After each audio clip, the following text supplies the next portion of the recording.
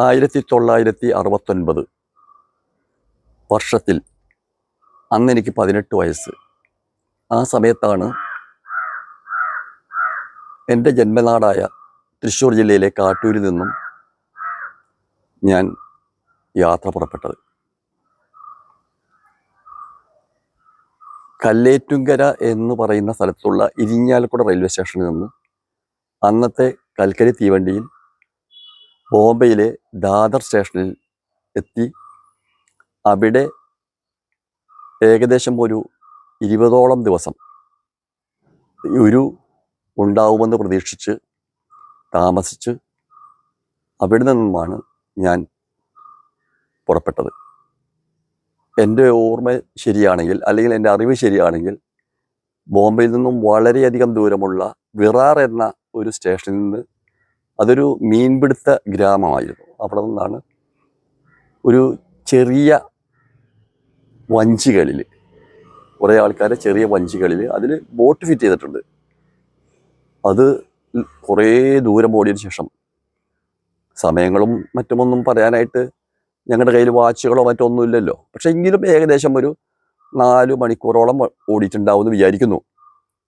അങ്ങനെ രാത്രി ഒരു 12 മണിയായപ്പോഴാണ് ഭീമാകാരമായ ഈ പത്തേമാരി കാണുന്നതും അതിൽ താഴേക്കിട്ട കയറിലൂടെ ഞങ്ങൾ ഓരോരുത്തരായിട്ട് അതിൽ കയറിയതും. ആ പത്തേമാരിയിൽ ശരിക്കും ഇന്ത്യയിൽ നിന്ന് സബോളയും അത്തരം ചില സാധനങ്ങളും അങ്ങോട്ടേക്ക് കൊണ്ടുപോവുകയും അവിടെ നിന്ന് അന്നത്തെ ഫോറിൻ സാധനങ്ങൾ എന്ന് പറയാവുന്ന തുണികൾ, ഡ്രസ്സുകൾ, കുറച്ച് ഡീസലുകളൊക്കെ ഇങ്ങോട്ടേക്ക് കൊണ്ടുവരുന്ന ഒരു സംവിധാനമാണ് ഇവരുടെ മെയിൻ ഉദ്ദേശം. അപ്പോൾ ഇവിടുന്ന് ഈ സബോളകളും ഉള്ളികളൊക്കെ നിറച്ച് ചാക്കുകളുടെ കൂടെ ഞങ്ങളെയും കയറ്റും. ഇവരവിടെ കൊണ്ടുവന്ന് ഇറക്കിയാലാണ് ഇവർക്കൊക്കെ പൈസ കിട്ടുക. ആ ഒരു വാചകം വളരെ മനസ്സിലാക്കേണ്ട വാചകമാണ്. ഇറക്കുകയാണ്, തട്ടി ഇറക്കുക, ഓഫ്ലോഡ് ചെയ്യുക എന്നാണ് പറയുന്നത് ശരിക്കും. അപ്പോൾ അതിന് ചില ക്രൂവാലിറ്റിയുള്ള ആളുകൾ എവിടെയെങ്കിലും കൊണ്ടൊന്ന് കുടഞ്ഞിടും, അതായത് തല്ലി താഴേക്കിടും അല്ലെങ്കിൽ തള്ളിയിടും. പക്ഷെ ദൈവാധീനം കൊണ്ട് ഞങ്ങളുടെ ലോഞ്ചിലുള്ള ആർക്കും അത് സംഭവിച്ചിട്ടില്ല. ഭക്ഷണം കിട്ടുക എന്ന് പറയുന്നത് ഒരു തളികയിൽ കുറച്ച് ഉള്ളി അരിഞ്ഞതും കുറച്ച് ചോറ് വേവിച്ചതും അതിൽ കുറച്ച് ദാൽ എന്ന് പറയുന്ന പരിപ്പ്, 10 പേരെയാണ് വിളിക്കുക ഭക്ഷണം കഴിക്കാനായിട്ട്. അതിന് സമയമൊന്നുമില്ല, എപ്പോഴാണ് എന്താണ് അല്ലെങ്കിൽ അങ്ങനെ ഒരു ഡിന്നർ, സപ്പർ, ബ്രേക്ക്ഫാസ്റ്റ് എന്നുള്ള വാക്കുകളേ ഇല്ല. ആ സമയത്ത് ഈ നമ്പർ വിളിക്കാനായിട്ട് ഓരോരുത്തർക്കും ഈ നമ്പർ കൊടുത്തിരുന്നു. അപ്പോൾ ഇത് വിളിക്കുന്നതിൻ്റെ രസം എങ്ങനെയാണെന്ന് വെച്ച് കഴിഞ്ഞാൽ 1 മുതൽ 10 വരെ വിളിക്കും. അപ്പോൾ 10 ആളുകൾ ഒന്നിച്ച് ഒരേ പാത്രത്തിൽ നിന്ന് എല്ലാവരും കൂടി കഴിക്കും. അവിടെ ഹൈജീനിക്കോ അല്ലെങ്കിൽ മറ്റുള്ള ഒന്നും നോക്കാനൊന്നും ആർക്കും പറ്റത്തില്ല. അങ്ങനെ അത് കഴിഞ്ഞിട്ട് പിന്നെ 11 മുതൽ 20 അങ്ങോട്ടേക്ക്. പിന്നെ കിട്ടുന്ന ഭക്ഷണത്തിന് സമയം എപ്പോഴാണോ അപ്പോൾ റിവേഴ്സാണ് വിളിക്കുന്നത്. ഈ വിളിച്ചുകൊണ്ടിരിക്കുന്ന ആളുകൾ പറഞ്ഞത് എനിക്ക് 18, അപ്പോൾ 18 വയസ്സ് മുതൽ ഏകദേശം 18 അല്ല 14 വയസ്സ് മുതലുള്ള ആളുകൾ ഈ ഫത്തേമാരിയിലുണ്ട്. ഒരു 60 വയസ്സ് വരെയുള്ളവരുണ്ട്. സംസാരത്തിൻ്റെ ഒരു കാര്യം മനസ്സിലാക്കേണ്ടത്, അന്നത്തെ 60 വയസ്സ് എന്ന് പറയുന്നത് ഇന്നത്തെ ഒരു 90 വയസ്സുകാരനെ പോലെയാണ്. കാരണം എനിക്കിപ്പോൾ 71 വയസ്സായി. അപ്പോൾ ഈ വിളിച്ച് ഞങ്ങളെയൊക്കെ കയറ്റുകയും ഞങ്ങളെ നിയന്ത്രിക്കുകയും ചെയ്യുന്ന സെക്യൂരിറ്റി ഗാർഡ് പോലെയുള്ളവരും ഞങ്ങളെപ്പോലെ തന്നെയുള്ള പത്തേമാരി യാത്രക്കാരാണെന്ന് ഞങ്ങൾക്ക് പിന്നീട് മനസ്സിലായി. എനിക്ക് പിന്നീട് മനസ്സിലായി. കാരണം ദുബായിൽ ചെന്നിട്ട് ദെയ്റായിൽ ഞങ്ങൾ നടക്കുമ്പോൾ അവർ ഫുട്പാത്തിൽ സാധനങ്ങൾ വിൽക്കുന്നത് ഞങ്ങൾ കണ്ടു. ഇതിൻ്റെ ഉള്ളിൽ കക്കൂസ് എന്ന് പറയുന്ന ഒരു സാധനം പ്രൊപ്പല്ലറിൻ്റെ മുകളിൽ കയറുകൊണ്ട് കെട്ടിയിട്ട് ഒരു ചെറിയൊരു മരത്തിൻ്റെ ഒരു എന്താ പറയുക, പെട്ടി എന്ന് വേണമെങ്കിൽ പറയാം. നമ്മളതിലെങ്ങാനും കയറി താഴേക്ക് വീണാൽ പിന്നെ പ്രൊപ്പല്ലറിൽ ശവമായിട്ട് നേരെ മീൻ തിന്ന് പോകും. അപ്പോൾ ആർക്കും അങ്ങനെ, ഞാൻ പറയാതെ തന്നെ നിങ്ങൾക്കെല്ലാം മനസ്സിലാവുന്നുണ്ടാവും അതിൻ്റെ ഭീകരാവസ്ഥകൾ. പിന്നെ നേരം വിളിക്കുന്നതും വൈകുന്നേരം ആകുന്നതും ഒന്നൊക്കെ ഞങ്ങൾ അറിയുന്നതിൻ്റെ മുകളിലേക്ക് കയറുമ്പോൾ എല്ലാവരും ഉള്ളിലാണ്. അത് കെടുക്കുന്നത് അറിയാത്തവർക്ക് മനസ്സിലാക്കാൻ വേണ്ടിയിട്ട്. അതൊന്നും ആ ഭാഗമൊന്നും സിനിമയിലുണ്ടെന്ന് എനിക്ക് തോന്നുന്നില്ല. പക്ഷെ അത് ഏകദേശം ഒരു ഒരു അല്ലെങ്കിൽ പത്തേമാരി എന്ന് പറയുന്നത് ഏകദേശം ഷേപ്പ് വരുന്നത് വഞ്ചിയുടെ പോലെയാണെന്ന് നിങ്ങൾക്ക് എല്ലാവർക്കും അറിയാമല്ലോ. ആ വഞ്ചിയുടെ താഴെ നമ്മൾ സാധാരണ മീൻ പൊരിക്കാൻ എങ്ങനെയാണോ ഇടുക അതുപോലെയാണ് ആളുകൾ ഇടുന്നത്. അപ്പോൾ ഒരാളുടെ കാലിൻ്റെ അടുത്ത് മറ്റേ ഭാഗത്ത് മറ്റാളുടെ കാലുണ്ടായിരിക്കും. ഈ കെടുന്ന് കുറച്ച് കഴിയുമ്പോൾ അവരുടെ രൂപങ്ങൾ മാറുന്നുള്ളതൊക്കെ എല്ലാവർക്കും അറിയാമല്ലോ. അപ്പോൾ അത്രയധികം ഹറാസ്മെൻറ്റും എന്ന് വേണ്ട വളരെ വിഷമങ്ങളൊക്കെ ആയിരുന്നു.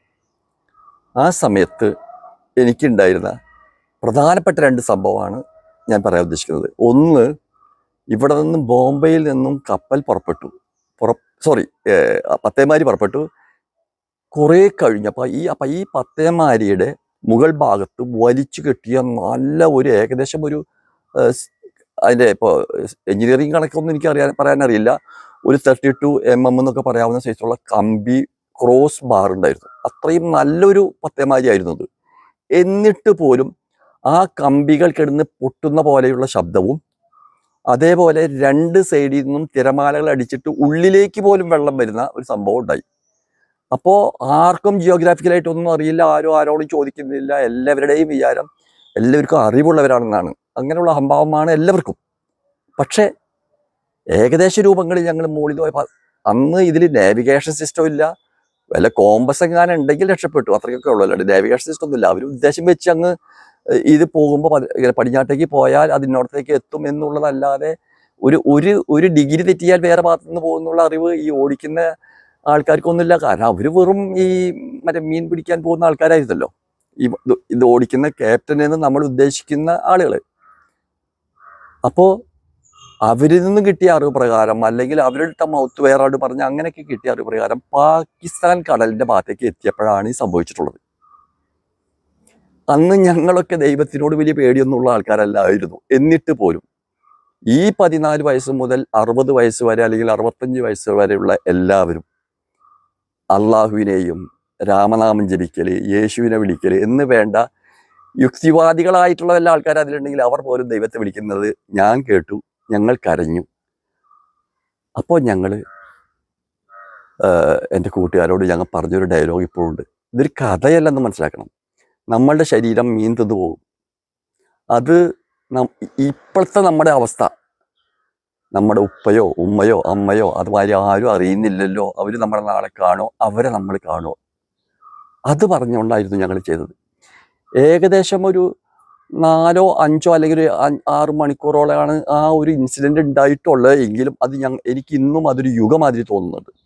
അതിൽ നിന്നും പതുക്കെ പതുക്കെ കറക്റ്റായി പോയതിന് ശേഷം വീണ്ടും ഒരു 5ാമത്തെ ദിവസം രാത്രി.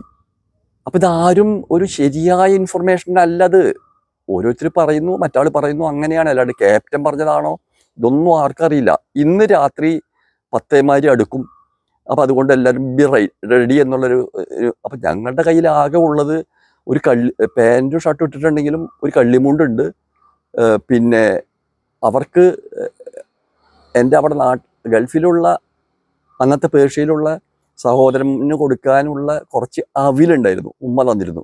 അതൊക്കെ വിശപ്പം തോന്നപ്പോൾ ഞങ്ങൾ തിന്നു. അല്ലാടാ എന്ത് ചെയ്യാൻ പറ്റും, വേറെ ഒന്നും തിന്നാനില്ല.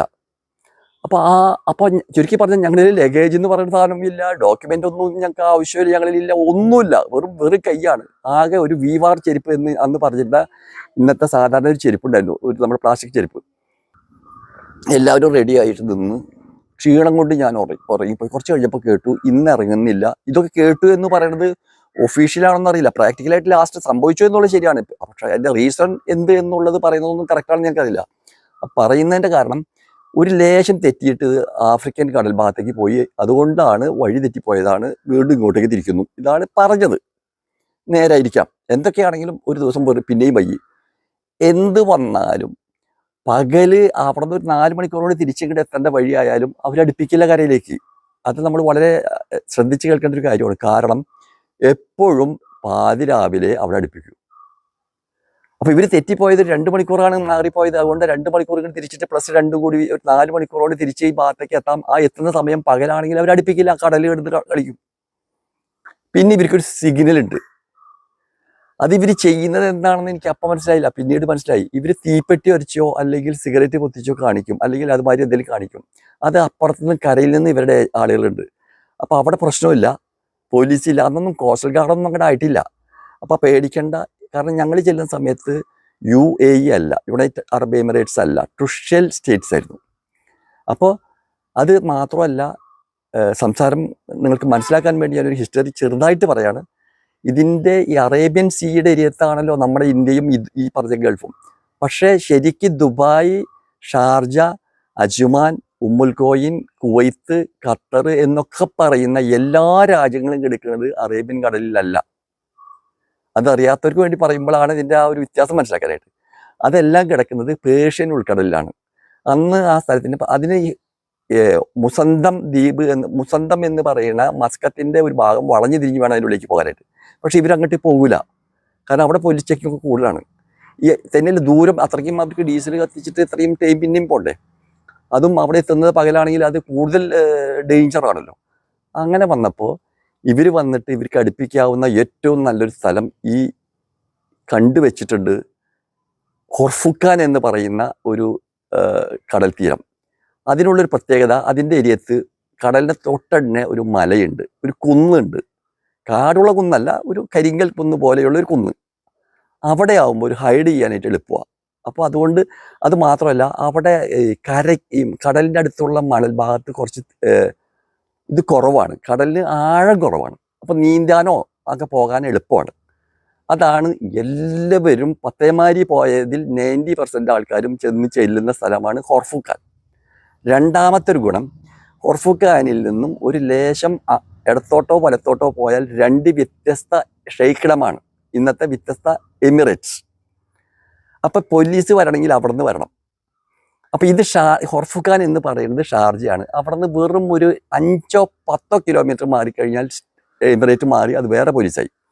അപ്പം അങ്ങനെയുള്ള എല്ലാ ലൂപ്പുകളും ഇവർ കണ്ടുകൊണ്ടാണ് ഈ ഹൊർഫുക്കാൻ ഇവർ തിരഞ്ഞെടുക്കുന്നത്. അതിനുശേഷം ഇവർ ചെയ്തതെന്ന് വെച്ചാൽ മറ്റു ചില മേഖലയിൽ കൂടെ ഇവർ ദുബായിൽ വരെ കൊണ്ടുവന്ന് അടുപ്പിച്ചിട്ടുണ്ട്. ഇതാണ് അതിൻ്റെ യാത്രയുടെ ഒരു അവിടെ എത്തുന്നത് വരെയുള്ള. അപ്പോൾ അവിടെ ചെന്ന് എല്ലാവരും ഇറങ്ങാൻ പറഞ്ഞിട്ട് അന്ന് ഇറങ്ങാതെ പിറ്റേന്ന് ഞങ്ങളെല്ലാവരും ഇറങ്ങുമെന്ന് ഉറപ്പ് വന്നു. അപ്പോൾ അന്ന് എനിക്കറിയില്ലായിരുന്നു, പിന്നീട് എനിക്ക് മനസ്സിലായി പാതിരാവിലെ ഇവർ ഇറക്കുള്ളൂ എന്നുള്ളത്. അപ്പം ഞങ്ങൾ രാത്രി ക്ഷീണം കൊണ്ട് ഞാൻ കിടന്നുറങ്ങുകയാണ്. കുറച്ച് കഴിഞ്ഞ് നോക്കിയപ്പോൾ ഞങ്ങളുടെ ഭാഗത്തുള്ള ആൾക്കാർക്ക് ഇറങ്ങിക്കഴിഞ്ഞു. ഇനി 5-10 പേരുള്ള ഞാനടക്കം. ആരും വിളിക്കുന്നൊന്നുമില്ല. ആ സമയത്ത് ഞാൻ ഇറങ്ങിയില്ലായിരുന്നെങ്കിൽ ഇന്ന് ഞാൻ ആലോചിക്കുന്നത് അവർ തട്ടി താഴത്തേക്ക് കടലിലേക്കാണ് എറിയും, ലഗേജ് പോലെ എറിയൊരു. കാരണം അവർക്കിത് കഴിഞ്ഞിട്ട് വേണം അവർക്ക് തിരിച്ചു പോരാൻ. അവർക്ക് അവിടെ ആളെ ഇറക്കിയെന്നും പറഞ്ഞെങ്കിൽ അവരുടെ കമ്മീഷൻ ഇവിടെ കിട്ടുള്ളൂ. അങ്ങനെ ഞാൻ ഇറങ്ങുന്ന സമയത്ത് ഞാൻ ചാടാണ്ട് പറ്റില്ല, കുറച്ച് താഴേക്ക് ചാടുന്നത് മനസ്സിലാക്കണം. ഈ ഉയരം കൂടിയ പത്താമേരിയിൽ നിന്നും ചാടുന്നത് വഞ്ചിയിലേക്കാണ്. ആ വഞ്ചിക്കാരാണ് പിന്നെ കൊണ്ടുപോണത്. അപ്പോൾ ആ വഞ്ചിയിലേക്ക് ചാടിയപ്പോൾ വഞ്ചിയുടെ നടുവിലൊരു പലക പോലെയുണ്ട്, അതുപോലെ കാല് തട്ടിയിട്ട് എൻ്റെ കാല് മുറിഞ്ഞു. അപ്പോൾ വേദന നന്നായിട്ടായി, നല്ല തണവ് സമയവും. അങ്ങനെയാണ് ഞങ്ങൾ അവിടെ നിന്ന് നീന്തേണ്ടി വന്നില്ല, എങ്കിലും എനിക്ക് ഹൈറ്റ് ഉള്ളത് കൊണ്ടും മറ്റും ഏകദേശം അരയ്ക്കും മുകളിൽ വെള്ളം ഉണ്ടായിരുന്നു. അങ്ങനെയാണ് ഞങ്ങൾ അവിടെ ചെന്ന് ലാൻഡ് ചെയ്യുന്നത്. അപ്പം ഞാൻ അവിടെ ചെന്ന് ഇറങ്ങിയതിന് ശേഷം പോയിരുന്ന സ്ഥലങ്ങളൊക്കെ എൻ്റെ വൈഫിനും എൻ്റെ മക്കൾക്കും ഞാൻ കാണിച്ചു കൊടുത്തു. വർഷങ്ങൾക്ക് ശേഷം എനിക്ക് തന്നെ അത് വിശ്വസിക്കാൻ പറ്റാത്ത മാതിരിയുള്ള ഒരു വളർച്ചയാണ് ഉണ്ടായത്. മറ്റേ ദുബായ് വളർന്നത് ഒരു ജെറ്റ് മാതിരിയാണെങ്കിൽ ഏകദേശം അതിനോടൊപ്പം തന്നെ ഇവരും വളർന്നു.